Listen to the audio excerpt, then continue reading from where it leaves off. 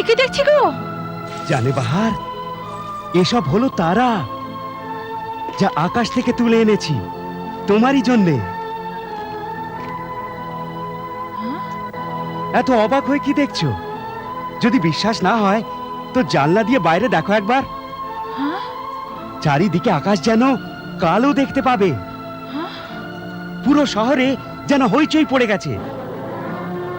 প্রতি মানুষ এক অন্যকে একই প্রশ্ন জিজ্ঞেস করছে যে তারাগুলো গেল কোথায়, কে নিয়ে গেল ওদের। ওরা কি জানে যে এই অদ্ভুত কাণ্ড এই আলীবাবার করা। হ্যাঁ, আলীবাবারই। তোমারই আলীবাবা, তোমার আলীবাবা, তোমারই আলীবাবা। কি করছোটা কি আগে বলো তো? এতগুলো আশরাফি তুমি কোথা থেকে পেলে? এ আশরাফি নয়, এসব তারা গো, তারা। আজ এই জমি আমাদের জন্য আকাশ হয়ে গেছে। এই ঘর আর ঘর নয়, স্বপ্নের বেহেশত হয়ে গেছে।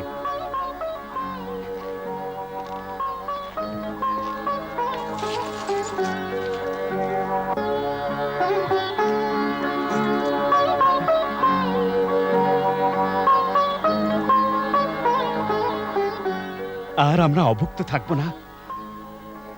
এখন আমরা ছোট হালকা খুশির জন্য অধীর হব না।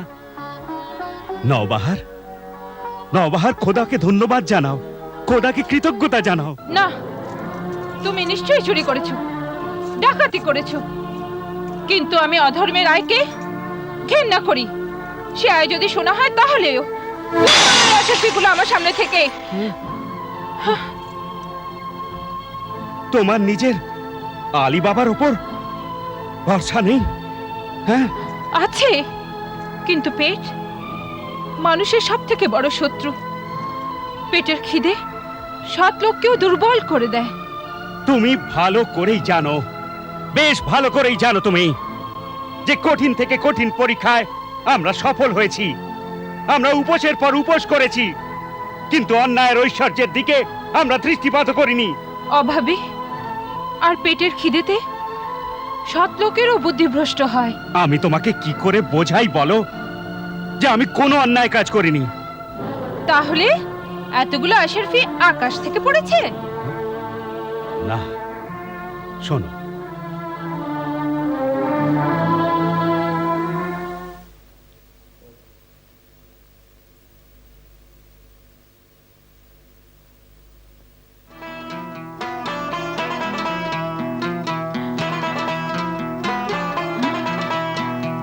কিন্তু চোরেরা যদি জানতে পারে তো? আরে চিন্তা করছো কেন? মারবার লোক থেকে বাঁচাবার লোক বড় হয়। কিন্তু এত আশরাফি আমরা কোথায় লুকিয়ে রাখি? আরে এই বারান্দায় গর্ত খুঁড়ে মাটি চাপা দিয়ে দেব। কিন্তু তার আগে এই আশরাফিগুলো গুনে রাখা যাক। আরে এত আশরাফি গুনতে গুনতে তো সারা জীবন কেটে যাবে। আমি বৌদিদের ওখান থেকে দাড়িপাল্লা চেয়ে আনছি, কাজটা সহজ হয়ে যাবে। হ্যাঁ, তুমি ঠিক বলেছ। তুমি দাড়িপাল্লা নিয়ে এসো, ততক্ষণ আমি নামাজ পড়ে নি। ঠিক আছে।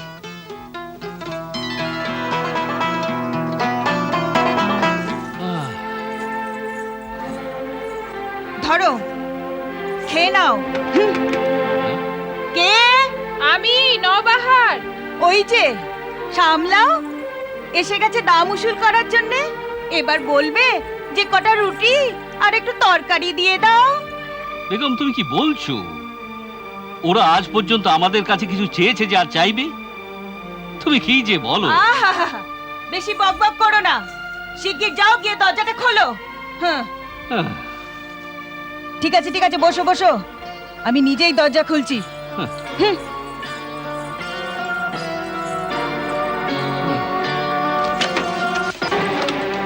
কি কি চাই তোমার? ক্ষমা চাইছি, এত রাত্রে কষ্ট দিচ্ছি। ঠিক আছে ঠিক আছে, কি চাই বলো। কিছুক্ষণের জন্যে আপনার দাড়িপাল্লাটা দিন, এক্ষুনি ফেরত দিয়ে দেবো। দাড়িপাল্লা? আমার কাছে কোনো দাড়িপাল্লা ফাল্লা নেই। আরে গতকালই তো আপনি বাদাম ওজন করছিলেন। আচ্ছা, ওই ওই ছোট দাড়িপাল্লা? হ্যাঁ। আচ্ছা ঠিক আছে ঠিক আছে, আমি এক্ষুনি নিয়ে আসছি।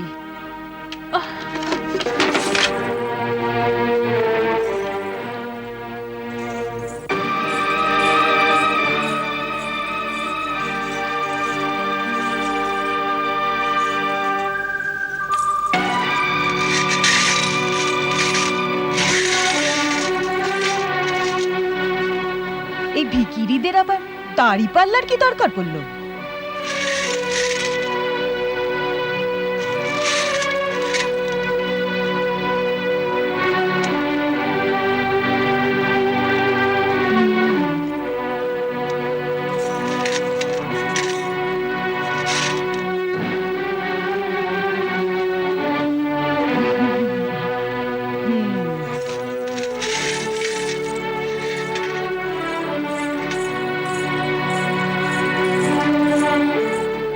দাড়ি পাল্লা?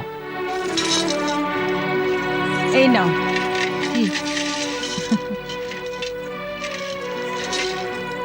অনেক ধন্যবাদ। একবার আবার ক্ষমা চাইছি।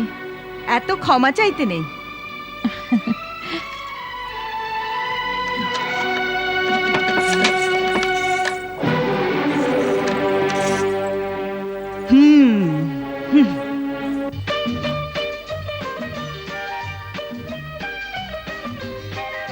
আমি দাড়িপাল্লা নিয়ে এসেছি। খুব ভালো করেছো। এখন আমরা কাজ শুরু করি। তুমি ভেতর থেকে কোদাল নিয়ে এসো। হ্যাঁ।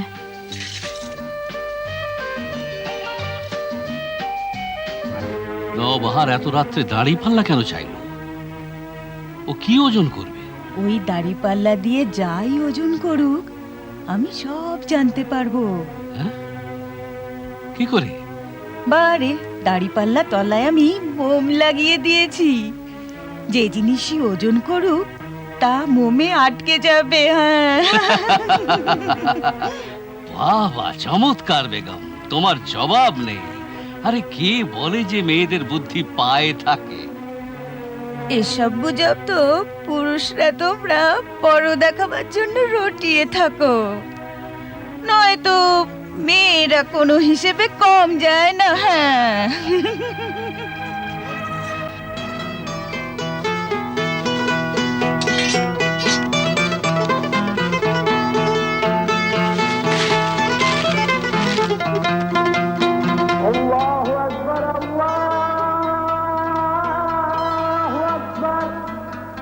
সকালের আজান হয়ে গেল।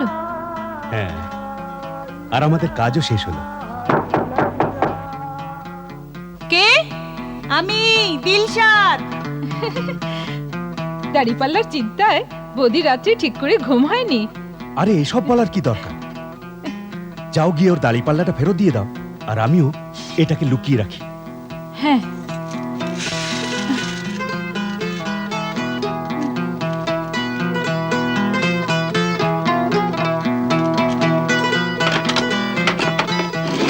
আরে বৌদি, আসুন আসুন। আমি আমার দাড়ি পাল্লা নিতে এসেছি। হ্যাঁ হ্যাঁ, এই নিন না। দাড়ি পাল্লা ঠিকঠাক আছে না? হ্যাঁ হ্যাঁ, আপনি নিজেই দেখে নিন না। হ্যাঁ হ্যাঁ, দেখছি। হ্যাঁ, একদম ঠিক আছে। আরে আসুন না। না, আজকে না, পরে আসবো। আরে হ্যাঁ, বসুন না আজকে আমার বৌদি। তাড়া আছে। হ্যাঁ, পরে আবার আসবো। হ্যাঁ, ঠিক আছে। হ্যাঁ, পরে আবার আসবো।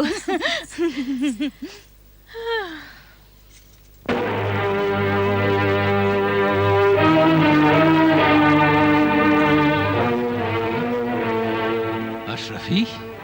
হ্যাঁ, ওরা আশরাফি ওজন করছিল। ওদের কাছে হঠাৎ এত আশরাফি কোথার থেকে এলো যে ওজন করবার দরকার পড়লো? নিশ্চয়ই আলীবাবা কোথাও ডাকাতি করেছে। এবার দেখছি এই আলী বাবা আমার হাত থেকে বেঁচে কোথায় যায়। আমার তো মনে হচ্ছে ও নিশ্চয়ই কোথাও শীত কেটেছে, নয়তো কোনো বাদশার ভান্ডার হাতিয়েছে।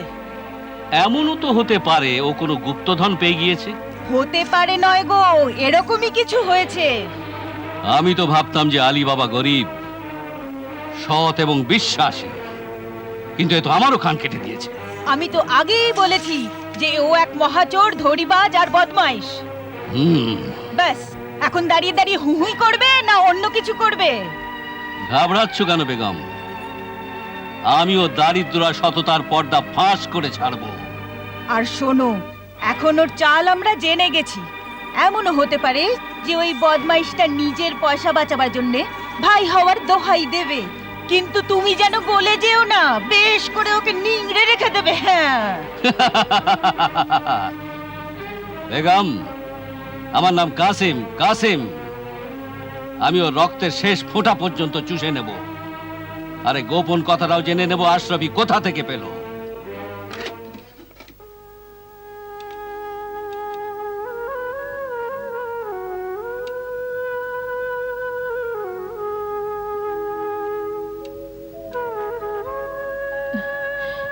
এরকম করে কি দেখছো তুমি? হ্যাঁ, নবাহার,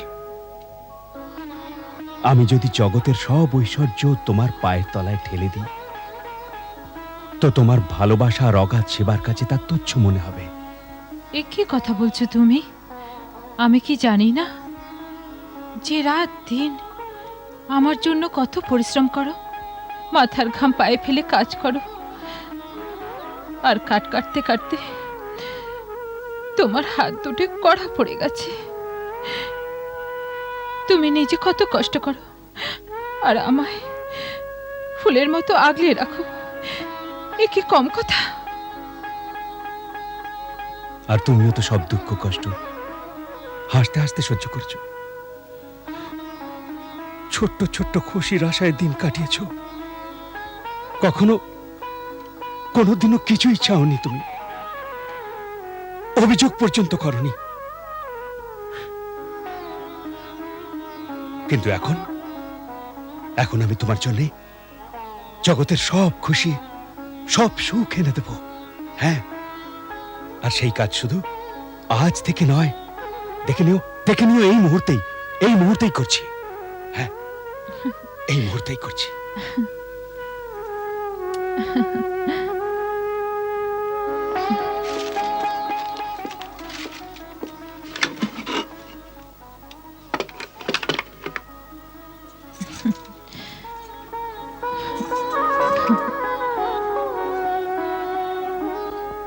আলী বাবা, আলী বাবা, আলী বাবা।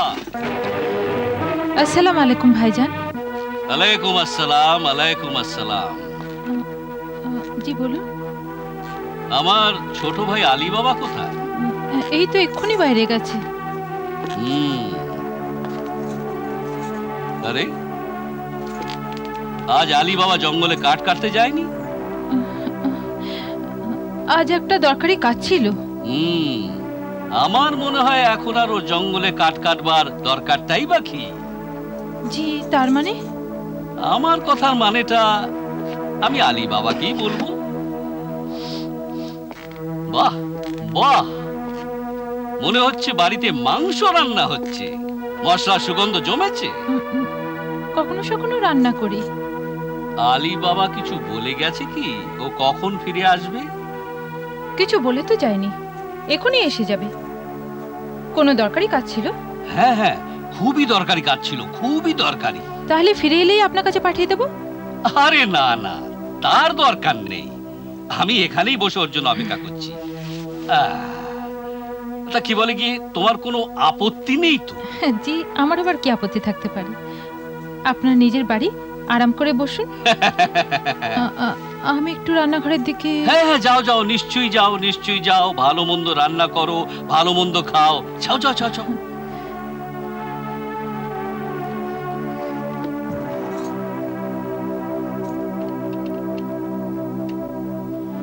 ভাইজান এখানে জেগে বসলেন কেন? নিশ্চয়ই কোনো মতলব আছে। ও যে এই সময় কোথায় গেল? দিন ভাইজান।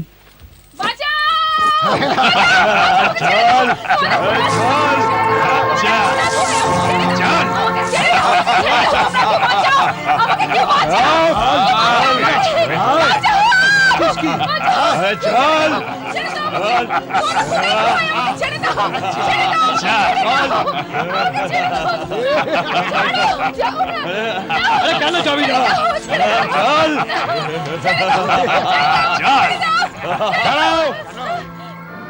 আরে তুমি কাদের কাছে কাকুতি মিনতি করছো? এখানে কাপুরুষরা থাকে, কাপুরুষরা। এখানে তোমার চিৎকার কেউ শুনবে না। এই মাস্তান কোথা থেকে টপকালো? কোনো ভিকিরি টিকিরি মনে হচ্ছে। আরে কত বড় লজ্জার কথা যে এক অসহায় মেয়ে কেঁদে কেঁদে খোদার রসুলের দোহাই দিয়ে তোমাদের কাছে সাহায্য চাইছে, আর তোমরা সবাই তামাশা দেখছো। হ্যাঁ, এত বড় বাজার, এতগুলো লোক, আর সবাই চুপ করে আছো। তোমাদের তো ডুবে মরা উচিত। হয়েছে, উপকার করার ইচ্ছে মিটেছে, যাও নিজের রাস্তা এই, ছাড়ো, ছাড়ো আমায়, ছাড়ো। আপনি যাবেন না, আপনি যাবেন না। এই এই লোকগুলো আমায় বাজারে বেচতে চায়, আমার নিলাম করতে চায়। আপনাকে খোদার দোহাই, আপনি যাবেন না, তুমি- আপনি যাবেন না। তুমি ঘাবড়িও না। হ্যাঁ, এখন তুমি আমার আশ্রয়। এ বদমাইশরা তোমার কোনো ক্ষতি করতে পারবে না। হ্যাঁ, কোনো ক্ষতি করতে পারবে না। এই মেয়েটা বাজে বকিস না, এখন চল আমার না, সঙ্গে। দাঁড়াও। কেউ একে জোর করে নিয়ে যেতে পারবে না। কেন নিয়ে যেতে পারবে না? একে আমরা কিনেছি, এখন এ আমাদের সম্পত্তি। সম্পত্তি? হ্যাঁ। তোমরা সবাই জমি, জায়গা, ঘরবাড়ি আর দোকানের মতো স্ত্রীলোককেও নিজেদের সম্পত্তি ভেবেছো? এর ওপর অধিকার দাবি করছো? হ্যাঁ হ্যাঁ, এর উপর আমাদের অধিকার আছে, কারণ আমরা একে কিনেছি, আর এখন আমরা আমাদের ইচ্ছে মতো দাম উসুল করব। এর মানে তোমরা একে নিলাম করবে, জানোয়ারের মতো বাজারে বেচবে? আরে, স্ত্রী লোকই তো মা বা নিজের বোন আর নিজের মেয়ে হয়। আরে, তোরা ভুলে গেছিস যে মায়ের পায়ের তলায় বেহেশত থাকে, বেহেশত। আমার মনে হচ্ছে তুই তাদের মধ্যে একজন, যে কথাই নয় লাঠিতে বোঝে। লাঠি? তাহলে আয়, লাঠি চালিয়ে দেখে নে। হ্যাঁ, লাঠি চালিয়ে দেখে নে।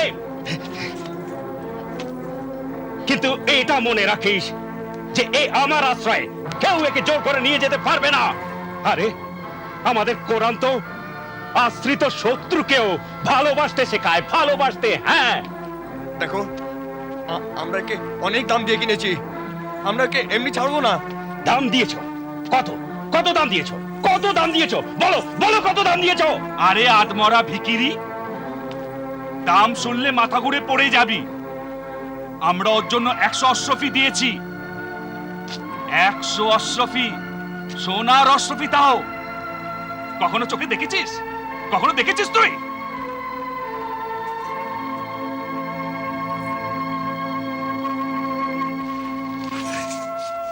এই নে 200 আশরফি, গুনে নে আর পালা এখান থেকে। আর কখনো এখানে মুখও দেখাস না, বুঝলি? যা।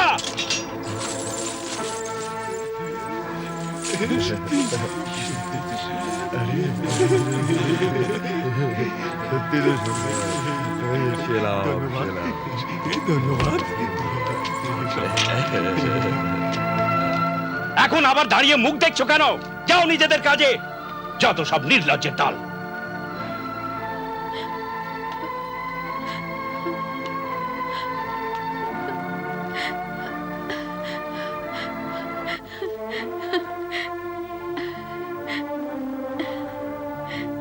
ও অজানা পথিক, আমি তোমাকে কিনেছি তা সত্যি, কিন্তু নিজের বাঁধি বানাবার জন্য নয়, তোমাকে খোদার দয়ায় স্বাধীন করবার জন্য।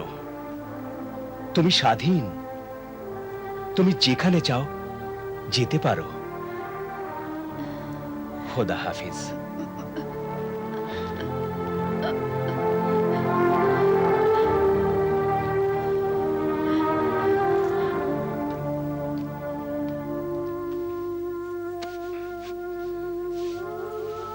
আচ্ছা ভাইজান, খোদা হাফিজ। খোদা হাফেজ। ও আল্লাহ,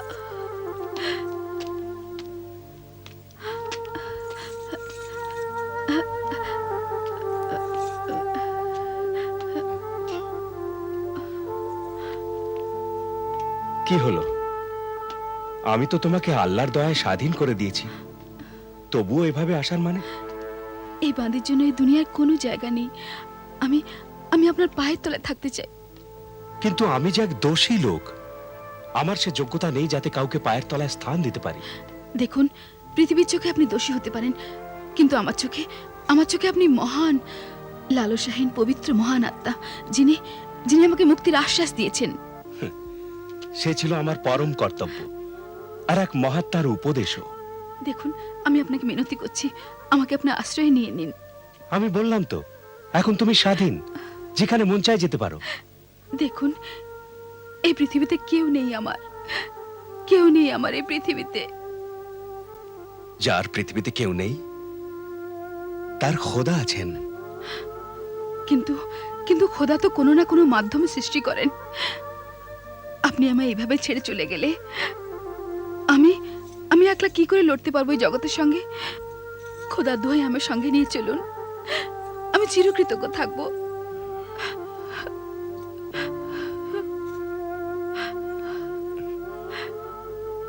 ঠিক আছে, কিন্তু আমি নিজের বেগমকে জিজ্ঞাসা না করে তোমাকে আমাদের কাছে রাখার কথা দিতে পারি না।